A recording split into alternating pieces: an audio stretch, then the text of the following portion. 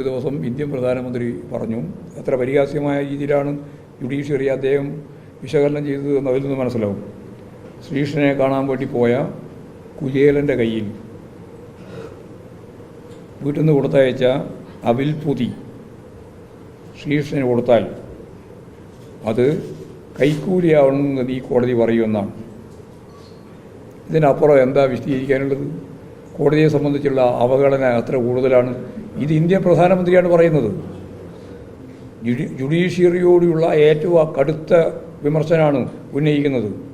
നിങ്ങൾ കണ്ടതിനും കേട്ടതിനും എല്ലാം അഴിമതിയാണെന്ന് പറയുന്നു എന്നതിനെ ഉദാഹരിച്ച് പുരാണത്തിൻ്റെ ഭാഗമായിട്ട് ശ്രീകൃഷ്ണനെയും അതുപോലെ തന്നെ കുചേലനെയും നിങ്ങൾ രണ്ടിനെയും താരതമ്യം ചെയ്ത് വിശദീകരിക്കുകയാണ്.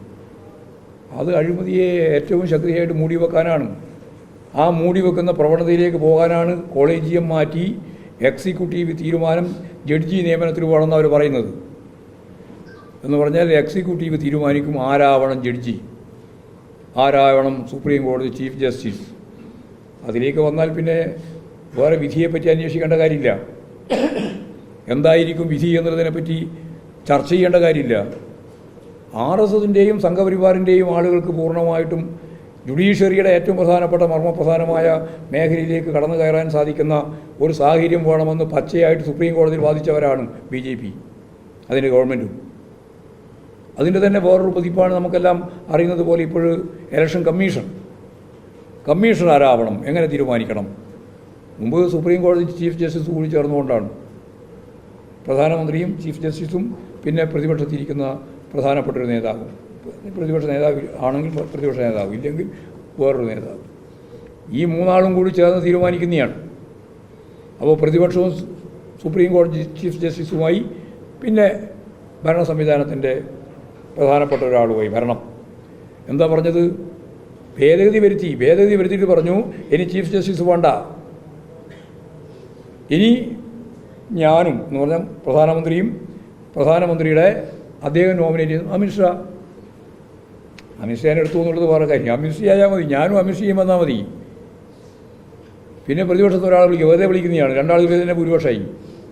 അപ്പോൾ അവർ എക്സിക്യൂട്ടീവ് തീരുമാനിക്കുന്ന election commissioner, CAG, CBI, ED എല്ലാം അവർ തീരുമാനിക്കുന്ന സ്ഥിതിയിലേക്ക് എത്തുന്നു. എക്സിക്യൂട്ടീവിൻ്റെ തീരുമാനത്തിലേക്കൊന്നും ഭരണഘടനാ സ്ഥാപനങ്ങൾ ഇല്ലാതാവുന്നു.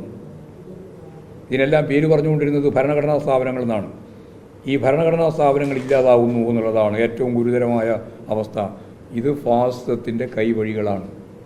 ഞാൻ നേരത്തെ പറഞ്ഞ ഓരോന്നിനെയും അടുക്കി വെച്ച് പരിശോധിച്ചാൽ ഇതെല്ലാം ഇന്ത്യ ഫാസിസത്തിലേക്ക് നീങ്ങാൻ അടിമുടി ആയുധവൽക്കരിക്കപ്പെട്ട ഫാസിസം.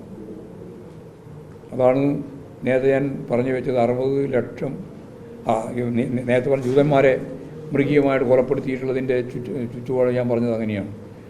ഇങ്ങനെയൊരു സാഹചര്യം രാജ്യത്ത് വരാതിരിക്കണമെങ്കിൽ ജനാധിപത്യ മതനിരപേക്ഷ ശക്തികളെല്ലാം ചേർന്ന് മുമ്പോട്ടേക്ക് പോകണം.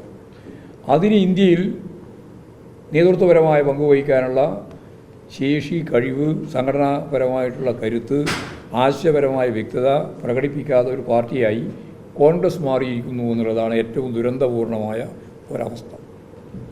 അത് പറയാതിരിക്കാൻ സാധിക്കില്ല.